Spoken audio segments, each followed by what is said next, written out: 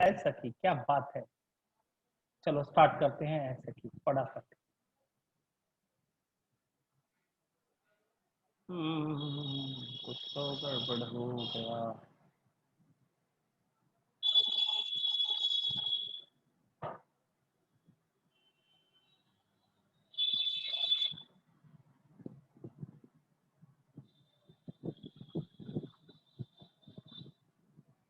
कहाँ तक हुआ था ऐ सखी? सेकंड पैराग्राफ दिख रहा है स्क्रीन?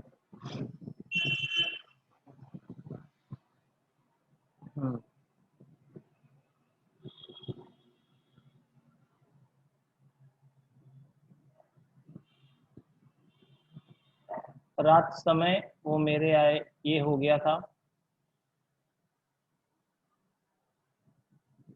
वह आए तब शादी होए, ये भी हो गया था। ठीक है। नहीं, क्या नहीं?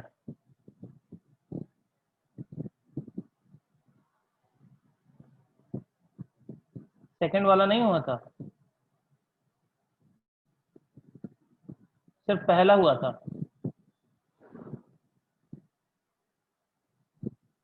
ठीक है, तो पहले उसी से स्टार्ट करते हैं। ऐ सखी प्रस्तावना।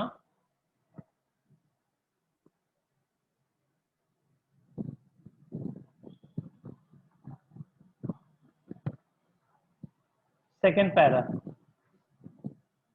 राइट ऋषिका?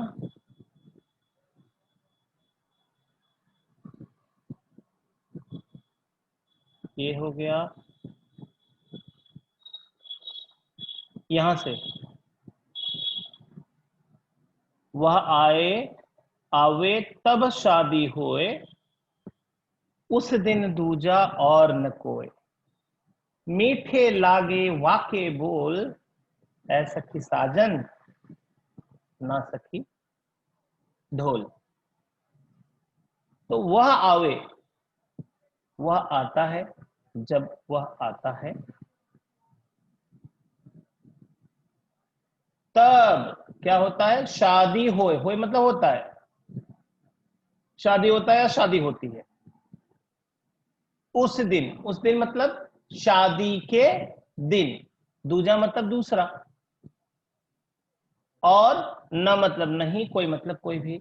मतलब शादी के दिन उसके अलावा और किसी का इंपॉर्टेंस नहीं होता है, उसी का ज्यादा महत्व होता है। तो कहते हैं मीठे लागे, मीठा लगता है, प्यारा लगता है। वाके मतलब उसके, बोल मतलब आवाज। उसकी आवाज उस दिन बड़ी प्यारी लगती है, बड़ी मधुर लगती है। तो जब भी खुसरो जी पूछते हैं तो सामने से जवाब आता है, क्या सखी वो साजन है? तो अमीर खुसरो जी कहते हैं नहीं, तो ढोल है, ढोल।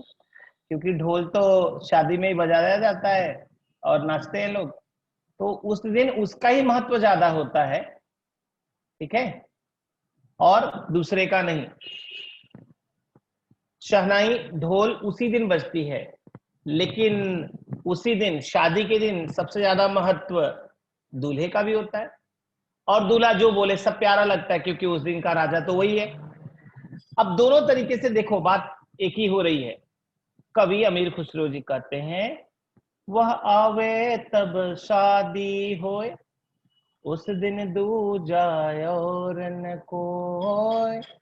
मीठे लागे वाके बोल, ऐसा कि साजन ना सके ढोल। कहते हैं वह आता है जब ना, तभी शादी होती है। तो पहले, सबसे पहले कौन आता है? भाई शादी के पहले तो ढोल वाले ही आते हैं और सब डांस करते हुए आते हैं, पीछे से दूल्हा आता है। और कहते हैं उस दिन उसके अलावा और दूसरा कोई नहीं, उसकी ही सिर्फ धूम होती है और उसकी आवाज सबको बड़ी प्यारी लगती है। अब यहाँ पे दो दो अर्थ निकल रहे हैं ना, कि जब वो आता है मतलब दूल्हा आता है तभी शादी होती है, और उसके अलावा और दूसरा कोई नहीं है। Shri Ram, any doubt? Branch नहीं लिखा हुआ है। श्रीराम कौन है भाई, क्या पूछना चाहते हो? उसके अलावा और किसी और दूसरे का कोई महत्व नहीं होता है, और उसकी आवाज भी बड़ी प्यारी लगती है, तो सबके कहती हैं अच्छा पक्का वो तो साजन है। बोले ना, रॉन्ग। क्या है? ढोल है, क्योंकि ढोल बजता है उस दिन सबसे पहले, और ढोल की ज्यादा ही। और जितने भी फंक्शन होते हैं, चाहे मेहंदी हो, चाहे शादी की रस्म हो, चाहे जो भी हो, जितनी भी रस्में होती इसमें ढोल की जरूरत तो पड़ती है। आजकल अलग बात है कि ढोल कम बजाते हैं लोग, डीजे ज्यादा लगा देते हैं, लेकिन पहले ढोल का ही महत्व ज्यादा था। ठीक है ना? तो मीनिंग फटाफट लिख लो।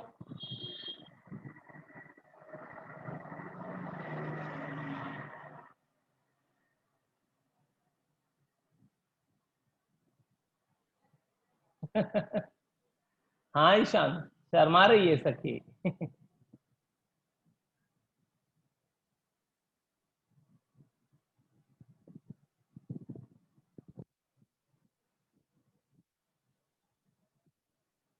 डन हो गया सबका?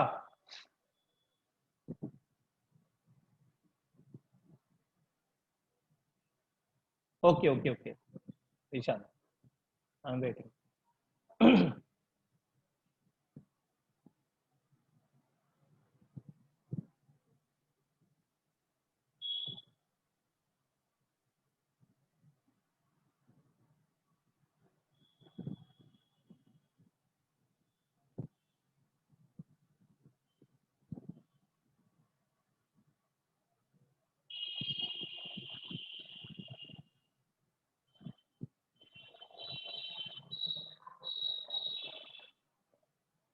हो गया?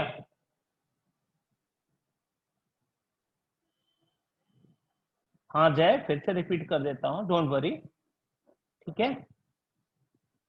कवि आमिर खुसरो जी दूसरे पहेलियों में, ठीक है, कह रहे हैं कि वह आवे तब शादी होए। बोले वो जब आता है तभी शादी होती है, और उस दिन मतलब शादी के दिन, दूजा मतलब दूसरा, और न कोई, मतलब शादी के दिन उसके अलावा और किसी का महत्व नहीं होता है, और उसकी आवाज बड़ी मीठी लगती है, प्यारी लगती है। तो कवि कहते हैं क्या वो सखी साजन है, पति है? बोले नहीं, वो तो ढोल है, क्योंकि ढोल आता है ना बजते हुए, द्वार चार लगता है, सब उस पंडित लोग जमा होते हैं, सब मंत्र पढ़ते हैं, ढोल बजते रहता है, सब बल्ले बल्ले डांस करते रहते हैं। तो बोले ढोल का ज्यादा महत्व होता है उस दिन, उसकी आवाज बड़ी प्यारी लगती, बड़ी मीठी लगती है। लेकिन उसी दिन दूल्हे का भी महत्व होता है। दो दो अर्थ निकल रहे हैं, ठीक है, दो अर्थ हैं, डबल मीनिंग मत बोलना। दो अर्थ निकल रहे हैं, लेकिन दोनों अर्थों में यही तो पहेली है ना, कि हम पूछ रहे कुछ और अर्थ उसका निकल रहा है कुछ और। ओके, तीसरा देखते हैं। एक मिनट, इसको पहले पूरा तो कर लो। चलो भाई, चौखट पूरा करते हैं। चौखट पूर्ण कीजिए। सबसे अनोखा आश्चर्य क्या है? सबसे अनोखा आश्चर्य भरो फटाफट।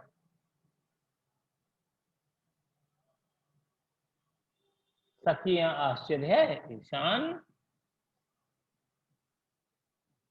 सबसे अनोखा आश्चर्य क्या है?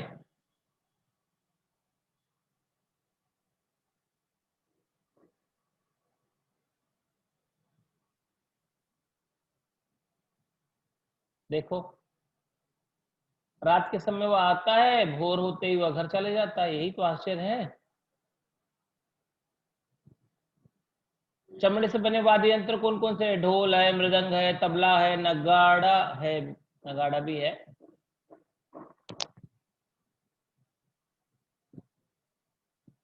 डन। गिटार चमड़े से बना हुआ थोड़ी ना होता है बाबा।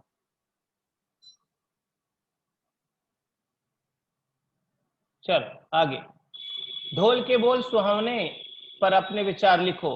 सो मत लिखना है, नोट कर लो इसको, और इसका भावार्थ भी लिखना है। ये दोनों आपको काम करने हैं आज के दिन ही। ढोल के बोल सुहावने होते हैं, और रात समय वह मेरे आवे, भोर भय वह घर उठ जावे, यह अचरज है सबसे न्यारा। ये अभी हम लोग एक्सप्लेन कर रहे थे ना, जिसमें क्वेश्चन पूछा था आश्चर्य क्या है, कि रात के समय वह आता है, सुबह होते ही चले जाता है। सोमत लिखना है और भावार्थ भी लिखना है। नोट किया?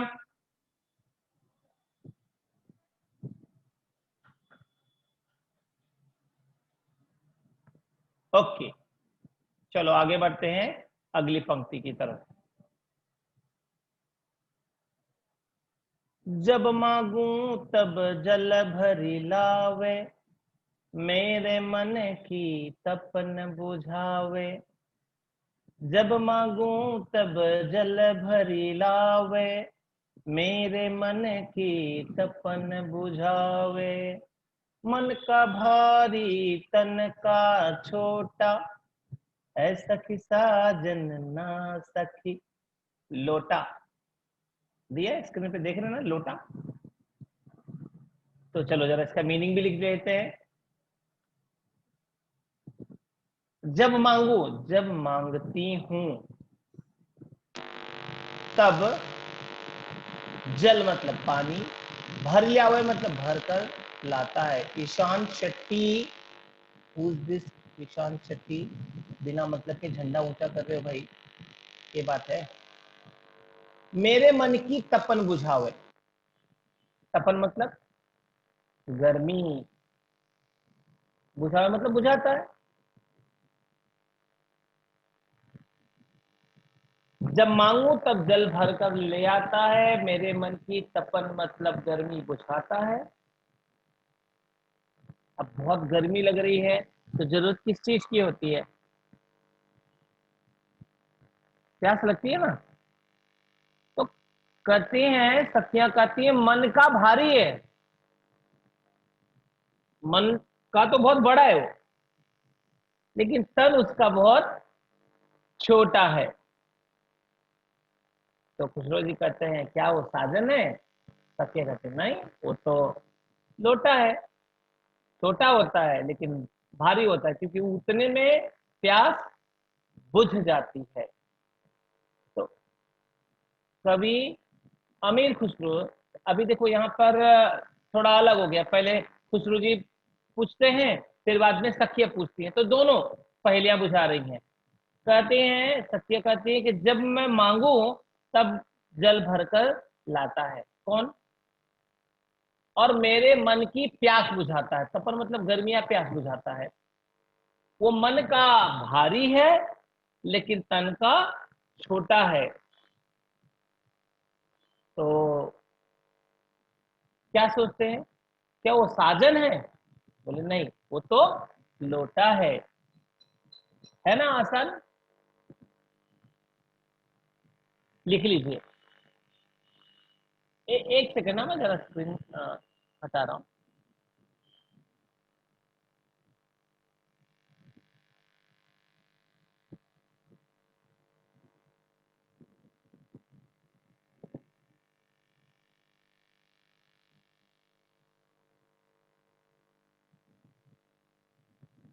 सिर्फ फर्स्ट पैराग्राफ का जय। ठीक है, एक मैं हाँ दिखा रहा हूँ, ये लो।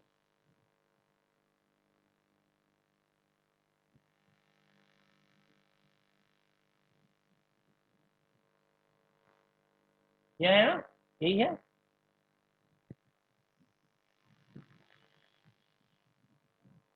एक सेकंड, ये लो।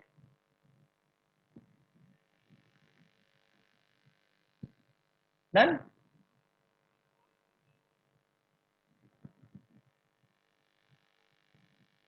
हो गया ना? चलो, अब आगे।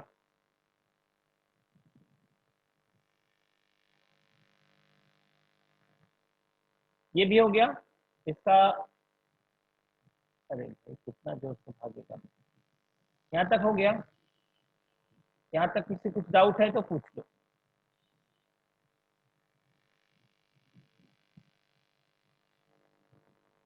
अच्छा लिख लो, लिख लो, लिख लो।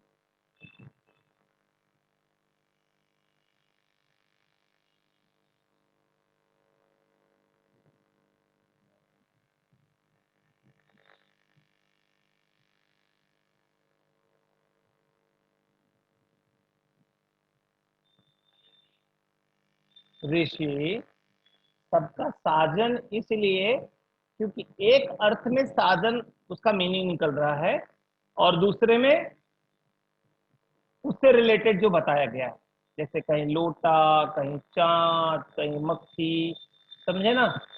तो दो अर्थों में पूछा ही जाता है ना पहेली। तो आप अभी आप बोलोगे साजन तो बोलेंगे नहीं लोटा, समझे ना। और बोलोगे लोटा तो बोलेंगे नहीं साजन।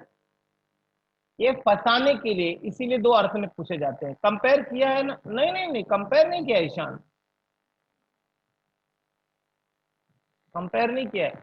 जो भी प्रश्न पूछ रहे हैं उसके दो अर्थ हैं, दोनों अर्थ कौन कौन से हैं। अभी जैसे यहाँ पे पूछा कि जब मांगू तब वो जल भर के लेके आता है। अगर सहेली कह रही है, ठीक है, सखी कह रही है, तो किसके लिए कह रही है? अपने पति के लिए, कि मैं अपने पति से जब मांगती हूँ तो पानी भर के लेके आता है। देखो एक मीनिंग निकल रहा है ना। और मेरे मन की प्यास बुझाता है कि जब मुझे प्यास लगी रहती है तो वो पानी लेके आता है, प्यास बुझाता है। और मेरे दिल की जो चाहत है वो कौन पूरी करेगा? मेरा पति। पानी प्यास बुझाएगा, चाहत को पति बुझाएगा। तो मन का भारी है, मन तो उसका दिल बहुत बड़ा है लेकिन हाइट छोटा है। अब देखो ये सब जो सिम्टम्स बता रहे हैं, इससे पति का भी समझ में आ रहा है और लोटे का भी समझ में आ रहा है। तो अब दोनों में से अगर एक भी आप बताओगे तो सामने वाला क्या बोलेगा? गलत। आप बोलोगे साजन, बोलेगे नहीं लोटा भी तो होता है, लोटा भी तो प्यास बुझाता है, उसी में पानी लेके आते हैं, उसी को पीने से प्यास बुझती है। और वो उसका मन बहुत बड़ा होता है लेकिन उसका तन बहुत छोटा होता है। सब चीज वही मिल रहा है ना, पति का भी और लोटे का भी। अब समझे? तो कंपेयर नहीं दिया है, दोनों का एक ही मतलब बता रहे हैं, दोनों के सिम्टम एक ही हैं, लेकिन अर्थ वहां पे दो दो बन जा रहे हैं, बातें दो दो हो रही हैं। समझा आपको? ये पहेली है। आगे बढ़े।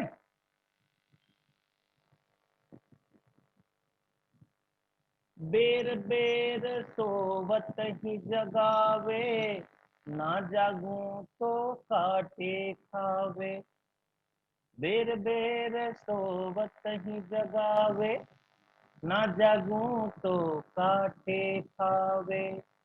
व्याकुल हुई मैं हक्की बक्की, ऐसा की साजन ना सकी मक्खी।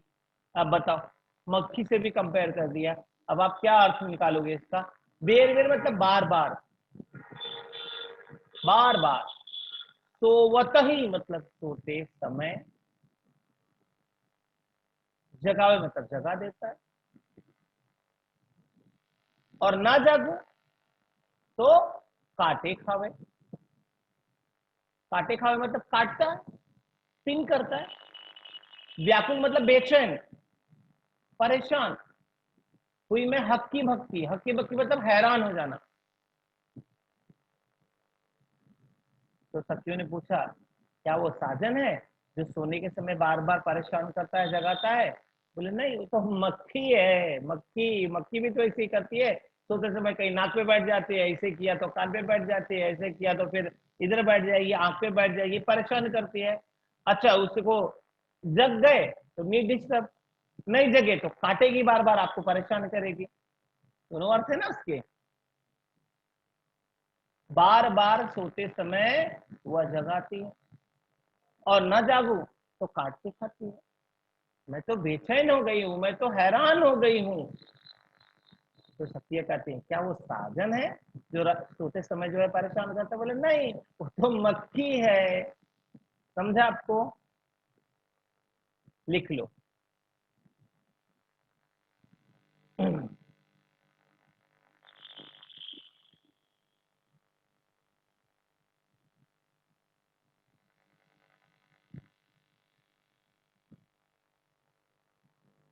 गुड निशा।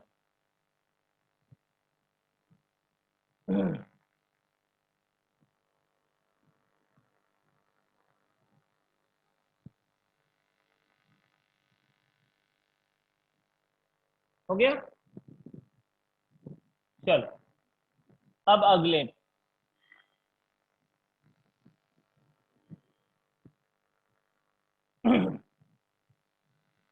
अति सुरंग है रंग रंगीलो, अति सुरंग है रंग रंगीलो, है गुणवंत बहुत चटकीलो, राम भजन बिन कभी न सोता, राम भजन बिन कभी न सोता, क्यों सखी साजन ना सखी सोता।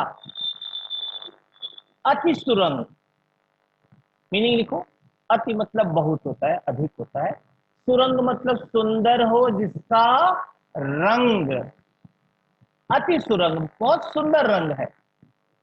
और रंग रंगीलो, रंगीला है, रंगीला मतलब खुश मिजाज, हमेशा खुश रहने वाला है। गुणवंत, उसके अंदर बहुत सारे गुण हैं, बहुत सारी क्वालिटी है, सभी गुणों से वो संपन्न है।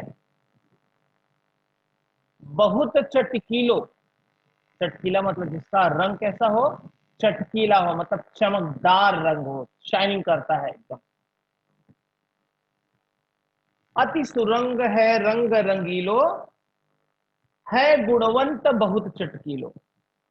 और उसकी खासियत तो देखो, कहते हैं राम भजन बिन कभी न सोता, राम का भजन किए बिना वो कभी सोता ही नहीं है। तो सुनने वाले को लगेगा अच्छा भाई, लगता है इसका पति है और वो रात को भगवान का भजन करता है, फिर उसके बाद सो जाता है। तो बोले क्या वो सजन साजन है?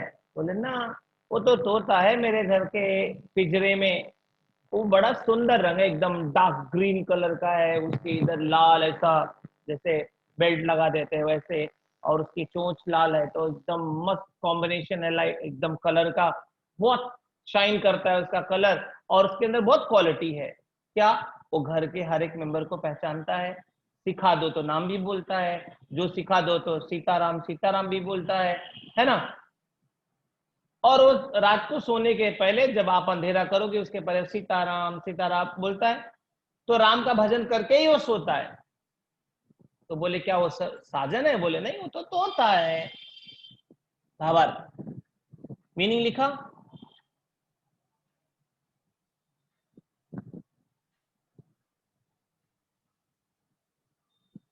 हाँ, कंपेयर किया है। पति का कंपैरिजन तोते से किया है। यस स्वयं डन। अभी आप लोग बहुत स्मार्ट हो गए, फटाफट लिख लेते हो, वेरी गुड।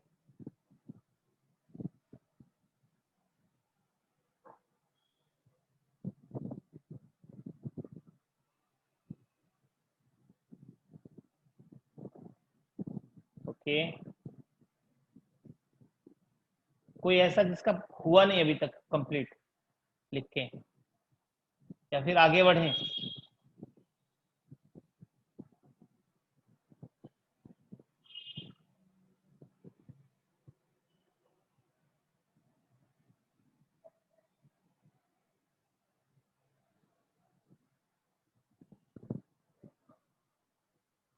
लिख लो।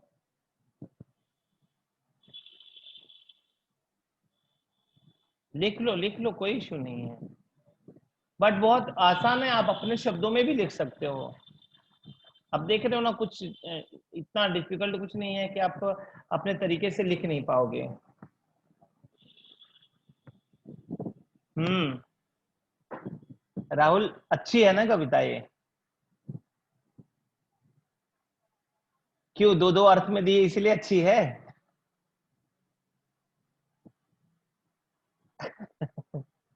ठीक है, चलो आगे बढ़ते हैं। अब आगे की पंक्ति में क्या कहते हैं? अर्ध निशावह आयो भौन, अर्ध निशावह आयो भौन, सुंदरता वरनय कवि कौन, निरखत ही मन भयो आनंद, निरखत ही मन भयो आनंद, क्यों सखी साजन ना सखी चंद। आप देख रहे हैं अपने स्क्रीन पे राइट साइड में चांद दिख रहा है। बोले अर्ध निशा मतलब आधी रात को, मिडनाइट, आधी रात को। वह आयो मतलब आता है। कहा? भवन मतलब भवन, मकान, अपने घर। आधी रात को वह कहां आता है? भवन, घर में आता है। और सुंदरता, उसकी खूबसूरती, वर्णय मतलब वर्णन करना। कवि मतलब कवि कौन? कौन ऐसा कवि है जिसने उसकी सुंदरता का वर्णन नहीं किया है ना? पहले तो कवि थे, फिर बाद में बॉलीवुड के गाने भी बनने लगे चांद के ऊपर। ये चांद सा रोशन चेहरा, है ना? तो चांद के ऊपर तो बहुत सारे गाने बने। चांद छुपा बादल में, बहुत सारे गाने बने। और कविताओं में भी कवि ने, हमने भी पढ़ा, आपको पूरा भरोसा होगा। कभी स्टार्टिंग में फर्स्ट पोएम चांदनी रात पढ़ी ना? तो अब देखो कि कौन सा ऐसा कवि है जिसने चांद के ऊपर अपनी कविता न लिखी हो। सब ट्राई करते हैं, क्योंकि उसकी खूबसूरती का वर्णन किए बिना कभी रह ही नहीं पाता है। अब इसीलिए कवि ने कहा कि अर्धनिशा, आधी रात को वह घर पर आता है या घर में आता है। और उसकी सुंदरता का वर्णन, कौन ऐसा कवि है जिसने उसकी सुंदरता का वर्णन नहीं किया है? निरखत मतलब देखते ही मन हो जाता है, भयो मतलब हो जाता है, क्या? आनंद मतलब खुश हो जाता है, आनंदित हो जाता है। तो सब क्या कहते हैं, क्या वो साजन है जो आधी रात को घर आता है, जिसको देखकर मन खुश हो जाता है? और कवियों ने पतियों के ऊपर भी बहुत सारी कविताएं लिखी हैं। उसको देखते ही मन आनंदित हो जाता है, पक्का वो तो पति होगा। खुसरो जी ने कहा नहीं, वो तो चांद है। चांद आधी रात को जब निकलता है, पूरे शबाब पे होता है, एकदम बड़ा सा चांद दिखाई देता है, तो उसकी सुंदरता का वर्णन नहीं किया जा सकता है। और कोई ऐसा कवि नहीं है जिसने उसके ऊपर कविता न लिखी हो। उसे देखकर मन खुश होता है, और वो चांद है। दोनों अर्थ समझ में आया? भाव आपके साथ, आपके सामने स्क्रीन पे है।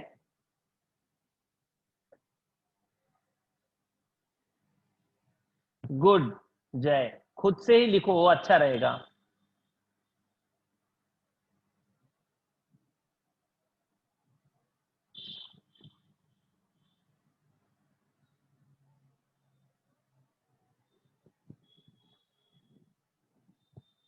लिख लो फटाफट।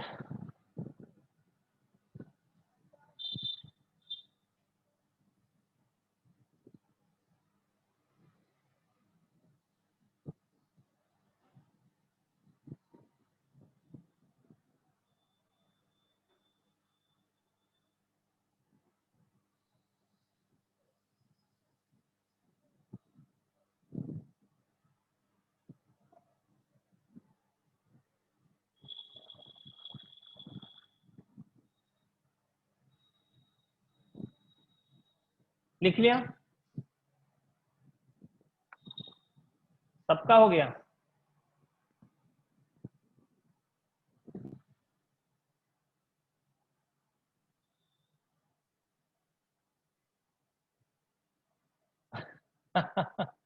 यस वेदिका। चलो अब आगे देखो, ये तो कुछ अलग ही बात कही गई है, लेकिन कैसे उसके अर्थ को देखो, ये भी अपने आप में एक बहुत यूनिक क्वालिटी है कि किसी चीज का किसी चीज से ऐसे कंपेयर करना कि जो क्वालिटी उसके अंदर है वो क्वालिटी उसके अंदर है। शोभा सदा बढ़ावन हारा, आखिन से छिन हो तन न्यारा। शोभा सदा बढ़ावन हारा, आखिन से छिन हो तन न्यारा। आठ पहर मेरो मनरंजन, क्यों सखी साजन ना सखी अंजन, शोभा मतलब सुंदरता, सदा मतलब हमेशा, बढ़ावनहारा मतलब बढ़ाने वाला, जो शोभा मतलब सुंदरता को बढ़ा देता है, और आखिन से छिन, छिन मतलब दूर या अलग, आंखों से अलग न मतलब नहीं होत न न्यारा, न्यारा मतलब अलग ही बोलेंगे, छिन मतलब एक पल के लिए, आई एम सॉरी मिस्टेक हुआ, आखिन से मतलब आंखों से, छिन मतलब एक पल के लिए, एक सेकंड के लिए, होत मतलब होता है, न मतलब नहीं, न्यारा मतलब अलग।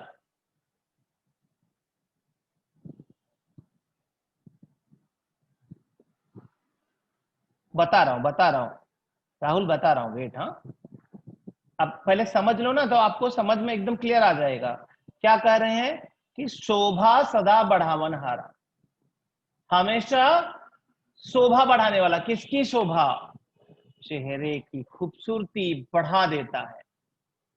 समझते चलो, हाँ, कहते हैं कि वो चेहरे की खूबसूरती को और बढ़ा देता है, और आंखों से एक पल के लिए भी दूर नहीं होता है, अलग नहीं होता है। और तीसरे पार्ट में कहते हैं 8 पहर। अब आप बोलोगे 4 ही पहर तो होता है, सुबह होता है, दोपहर होती है, शाम होती है, रात होती है, और चारों के चार अलग अलग पहर होते हैं। जैसे सुबह, सुबह के पहले क्या होता है? अरुणोदय काल होता है ना। शाम के पहले क्या होता है? गोधूली बेला होती है ना। और रात, मध्य रात होती है। तो ये जो 8 पहर हो गए,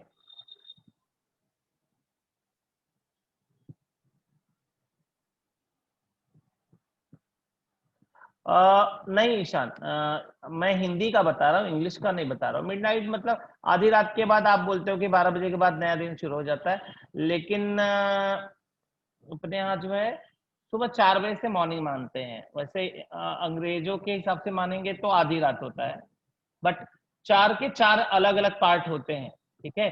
जैसे 4 दिशाएं होती हैं, और चारों के 4 कॉर्नर, 8 दिशाएं होती हैं, और टोटल 10 दिशाएं होती हैं, आसमान और पृथ्वी को ऐड करके। वैसे ही शाम के पहले गोधूली बेला होती है, ठीक है, 10 दिशाएं होती हैं। यस जय, हाँ, गोधूली बेला, यस राइट जय। तो अभी चलो टॉपिक से भटकेंगे नहीं। तो 8 पर मतलब 24 आवर, आप शॉर्टकट में कर सकते हैं। 24 घंटे, एक सेकंड के लिए भी वो आंखों से दूर नहीं होता है। और 8 पर मतलब पूरा दिन क्या करता है? मेरो मनोरंजन, मनोरंजन मतलब मनोरंजन, इंटरटेनमेंट, इंटरटेनमेंट, इंटरटेनमेंट। कब करता है? जब तक वो आंखों के सामने रहता है। तो बोले कौन हो सकता है भाई जिसको देखकर चेहरे की खूबसूरती और बढ़ जाती है, आंखों से वो एक पल के लिए भी दूर नहीं होता है, और 8 पहर मेरा मनोरंजन करता है? बोले पक्का वो तो साजन है। बोले नहीं, वो तो अंजन है। अंजन मतलब काजल, जो आंखों में काजल लगाते हैं ना, तो आंखों में काजल लगाने से चेहरे की सुंदरता बढ़ जाती, खूबसूरती बढ़ जाती है। महिला मंडली से पूछो, है ना। और वो आंखों से 24 घंटे के लिए तो दूर नहीं होता है, वो लगा ही रहता है, कितना भी ऐसे ऐसे घस लो छूटेगा नहीं, मस्त लगा रहता है आंखों से, और खूबसूरती बढ़ती रहती है, और लोग देखकर खुश होते हैं, अरे वाह सुंदरता बढ़ गई। तो बोले क्या वो साजन है? बोले नहीं, वो तो काजल है, अंजन है। और मीनिंग लिख लो, मनोरंजन मतलब मनोरंजन, दिल को अच्छा लगने वाला, और अंजन मतलब काजल, और ये भावार्थ है। जिसको नहीं समझा है फिर से पूछ लो। समझा ऐश्वर्या?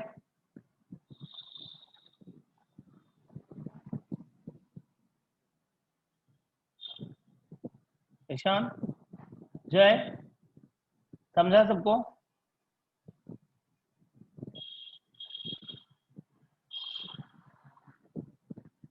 ओके, तो आगे बढ़े।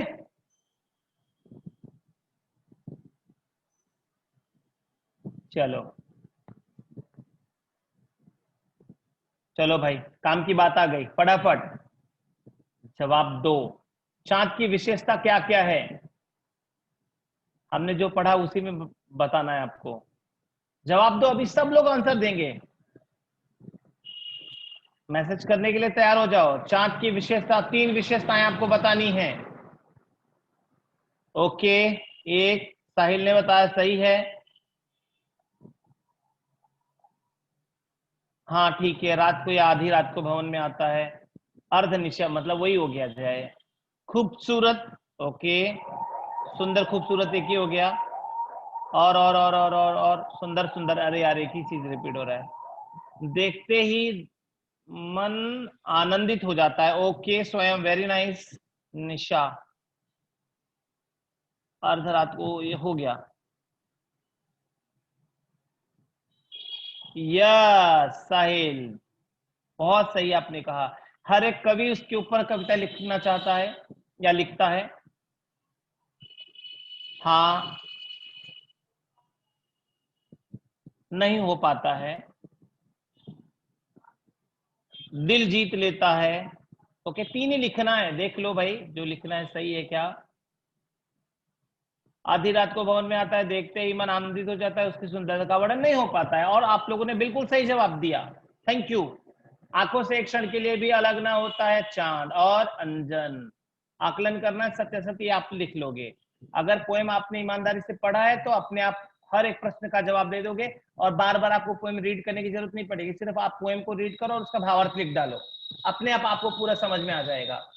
चांदनी रात का वर्णन आपको करना है, किसके आधार पे?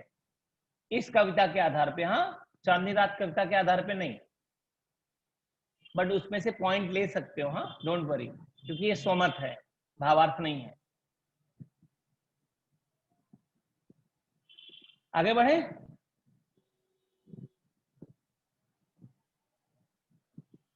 देखो बहुत अच्छी लाइनें हैं। जीवन सब जग जासों कहे, जीवन सब जग जासों कहे, वा बिनु नेकन धीरज रहे, हर छिनक में ही की पीर, हर छिनक में ही की पीर, क्यों सखी साजन ना सखी नीर। नीर मतलब पानी, जल। पहले लोटा आया, अब पानी आया। तो जीवन सब जग जासों का है। जीवन मतलब जिंदगी। हम कहते हैं ना, जल ही, क्या कहते हैं, कंप्लीट करो, जल ही जीवन है। यस मीत, राइट, जल ही जीवन है। तो हम कहते हैं ना, जीवन सब जग, सब मतलब सभी, जग मतलब संसार, जासो मतलब जिसे कहे मतलब कहता है। सारी दुनिया जिसे जीवन कहती है, तो हमको पता होना चाहिए जीवन किसे कहते हैं। अब भाई एक पत्नी के लिए पति उसका जीवन है, क्योंकि प्राणाधार कहते हैं, प्राण का आधार मतलब सहारा कहते हैं। लेकिन एक्चुअली अगर देखा जाए तो धरती पर रहने वाले सभी प्राणियों के लिए जीवन क्या है? जल है। तो कवि कहते हैं कि जीवन सब जग जासो, जिसे कहे मतलब कहते हैं, जिसे या जिसको कहते हैं। वा बिन, उसके बिना। नेक न धीरज रहे, नेक मतलब अच्छा होता है, धीरज मतलब धैर्य, पेशेंस। हरे छिनक में, हरे मतलब दूर कर देता है, हर लेता है। छिनक में मतलब पल में, क्षण भर में, पल भर में। ही मतलब हृदय, दिल की। पीर मतलब पीड़ा।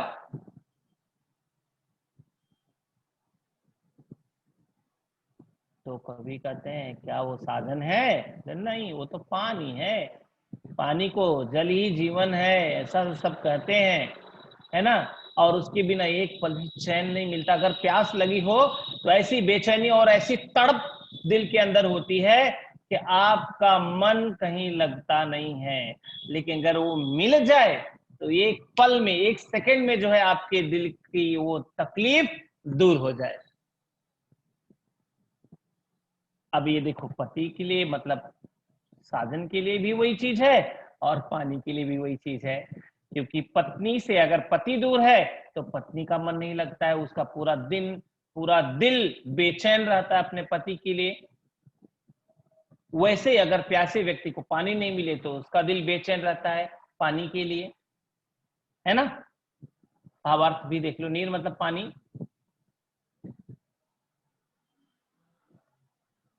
पीड़ा मतलब दर्द, तकलीफ, पेन।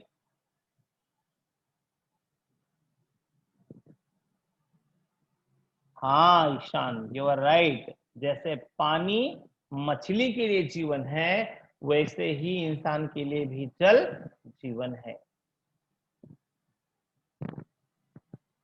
नेक मतलब अच्छा भला होता है। वा बिनु नेक न धीरज रहे, उसके अच्छाई के बिना मन में धैर्य नहीं रहता है। बिनु मतलब बिना, बिना, उसके बिना। अब किसके बिना? पानी के बिना, साधन के बिना, दोनों के बिना।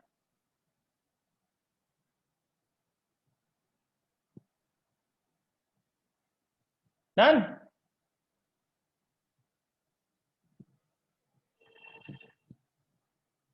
लिख लिया सबने?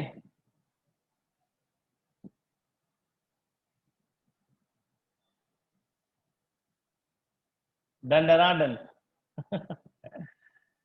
ओके सिद्धांत।